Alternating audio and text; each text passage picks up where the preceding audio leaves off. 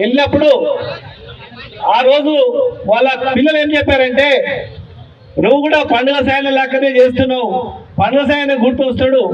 మా నాన్న పండుగ సాయనని జైల్లో పెడితే మా నాన్న వనపర్తికి పోయి జమానత్ ఇచ్చి రాములు గౌడ్ గారు తీసుకొని వచ్చిన తర్వాత మళ్ళీ నెక్స్ట్ ఇయర్లోనే ఇది జరిగిపోయింది అని చెప్పి కొన్ని కాగితాలు జమానత్ ఇచ్చినటువంటి కాగితాలు వాళ్ళు చూపించినప్పుడు మేము అనుకున్నాం ఆ రోజు సత్యమన్నా, మేము నిజంగా పేదల గురించి కొట్లాడినటువంటి వ్యక్తిని ఎక్కడ కూడా పేరు వస్తలేదు, పాటలలో పేరుంది కానీ దేవుడని బయటనేమో రకరకాలుగా చిత్రీకరించారు, దోపిడీ చేసిండని చిత్రీకరించారు. కానీ గొప్పలని దంచి పట్టుకొచ్చి పేదలకు పంచితే దేవుడైతాడు కానీ ఎట్లయితాడు అని చెప్పి ఆ రోజు మేము మాట్లాడుకున్నాం.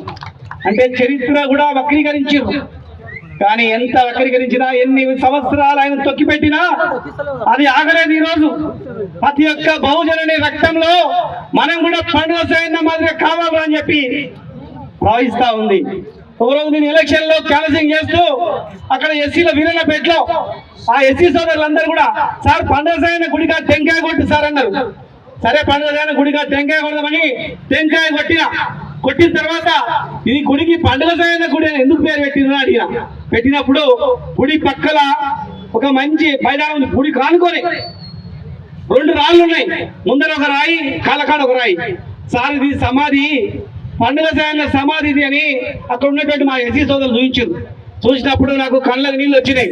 అరే అంత పెద్ద మహానుభావుడు చరిత్రను వక్రీకరించారు, కనీసం సమాధిని కూడా ప్రజలకు అందుబాటులో పెట్టలేదని చెప్పి ఆ రోజు బాధపడి మనసులో అనుకున్నా, భగవంతుడు నువ్వు గెలిపిస్తే నేను గెలిచిన తర్వాత నా వంతు ప్రయత్నం చేస్తా అని చెప్పి గెలిచిన వెంటనే పాలరాతితో అక్కడ సమాధిని కట్టి అందరిని పిలిచి పండుగ సాయన్న కమ్యూనిటీ హాల్ కూడా కట్టి అప్పుడు బెక్కన్ జనార్దన్ గారు 2016లో నా దగ్గరకు వచ్చిండు.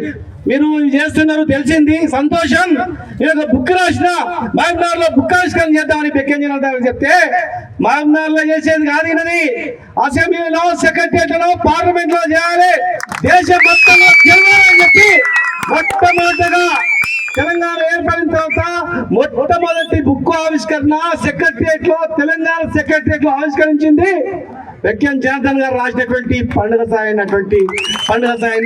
చరిత్ర పుస్తకం.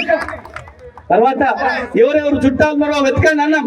అక్కడ ఇక్కడ కొంతమంది దొరికిరు, వాళ్లకు ఇల్లు లేవు, బీద పరిస్థితుల్లో ఉన్నారంటే కొంతమందికి మారణాలు తీసుకొచ్చి సమాధి దగ్గరనే 2 ఇండ్లు కూడా ఇప్పించి చేద్దామని చెప్పి ప్రయత్నం చేశాం.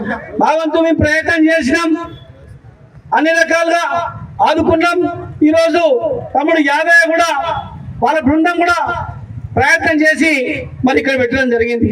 ఒకటి నేను చెప్తా ఉన్నా, దైవ సాక్షిగా చెప్తా ఉన్నా, నేను సత్యమన్న శేఖరన్ గారు పెద్ద మనిషి, మా పెద్ద మనిషి అందరికి, సత్యమన్నకు మా అందరికి కూడా తెలుసు.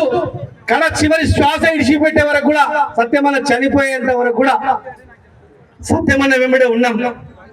ఒకరోజు శేఖరన్న అంటే స్నేహబంధానికి ఎంత గొప్ప విలువ ఇచ్చాడు సత్యమన్న అంటే, అక్కడ పండుగ సాయన గారు అంటే ఒక ఉదాహరణ. ఒకరోజు చిన్న గొడవలు అవుతా ఉన్నాయి, ఎవరికి అన్యాయం జరిగినా సత్యమన్నకు చెప్పుకునేది, ఎవరికి అన్యాయం చేసి సత్యమన్న చెప్పుకుంటే శేఖరన్న వచ్చిండు, అరే అందరూ గొడవలు వస్తుంటారు, మరి మీరు ఏం చేస్తున్నారు అంటే సత్యమన్న చెప్తున్నాడు, ఇక వాళ్ళకి అన్యాయం జరిగింది, చేస్తున్నాం అంటే, అరే ఎన్ని గొడవలు అవుతున్నాయి, నాకు చెడ్డ పేరు వస్తుందేమో, నీకు వాళ్ళు కావాలా నీవు కావాలా తెలుసుకో అంటే శేఖరన్న కాలు మొక్కిడు, నాకు వీళ్ళు కావాలి, నీవు కూడా కావాలి, నాకు వీళ్ళు కూడా కావాలని చెప్పి మా చేయి పట్టుకొని ఇంట్లో నుంచి పోవద్దు, ఉండు అని నా చేయి బిక్కితో పట్టుకున్నాడు.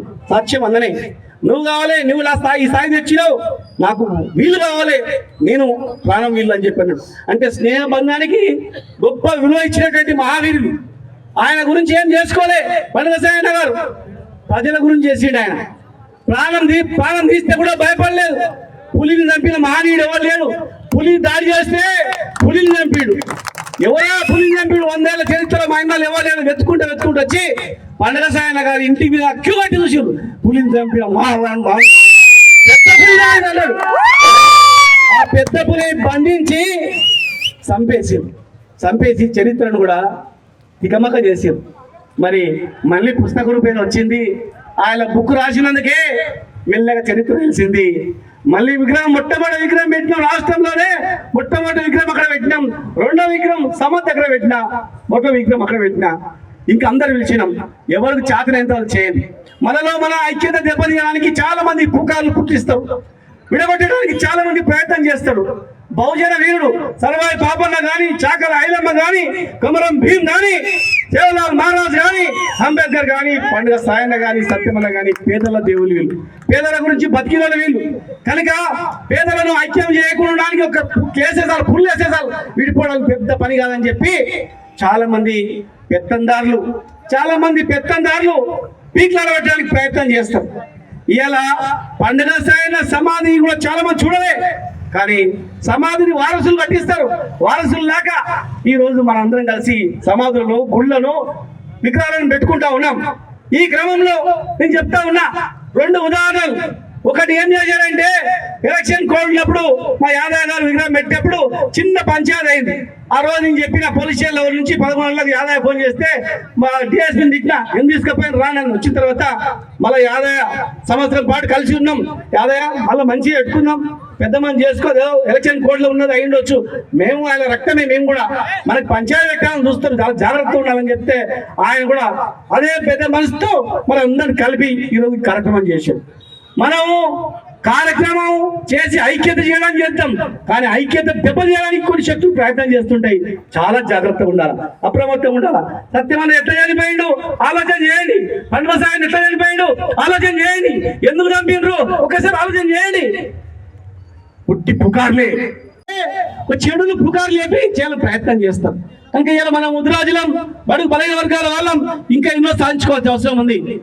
ఇంతకుముందు సంజీవ్ ముదిరాజు గారు చెప్పారు, పెద్ద భవనం స్పేస్ ఉంది మావునాథని, 3 కోట్ల రూపాయలు నిధులు ఇచ్చిన టెండర్ కూడా అయింది. టెండర్ తీసుకున్న వ్యక్తి బాబు మియా, ఆయన పునాదులు కూడా వేసిండు, పని కూడా స్టార్ట్ అయింది. 3 కోట్ల రూపాయల నిధులు ఇచ్చినాం, ఎక్స్ట్రా ఇంకా 1 కోటి రూపాయలు కూడా శాంక్షన్ చేసినాం. 3 కోట్ల టెండర్ అయింది. 3 కోట్ల రూపాయల టెండర్ అయిన పనులు, సగంలో ఆగిన పనులు డైరెక్ట్ గా ఇమ్మీడియట్ గా చేసుకోవచ్చు. పొయ్యి మీద ఉడికిన అన్నం దింపుకొని తిన్నట్లనే. ఇవాళ మీరు చెప్పండి, 3 కోట్ల నిధులు ఇచ్చినాం. విదన్నపేటలో 1/2 ఎకరాలో భవనం, ముదిరాజ్ భవనం కూడా పెద్దది కట్టించినాం. 56 లక్షలు ఇచ్చినాం, ఇంకా 50 లక్షలు ఇచ్చినాం. పాతపాలెంలో ముదిరాజ్ భవనం కట్టినాం. బడుగు బలైన వరకు అన్ని కులాలకు, ఒక కులం కూడా మానవ ఆత్మగౌరవ భవనాలు కూడా ఇచ్చినాం.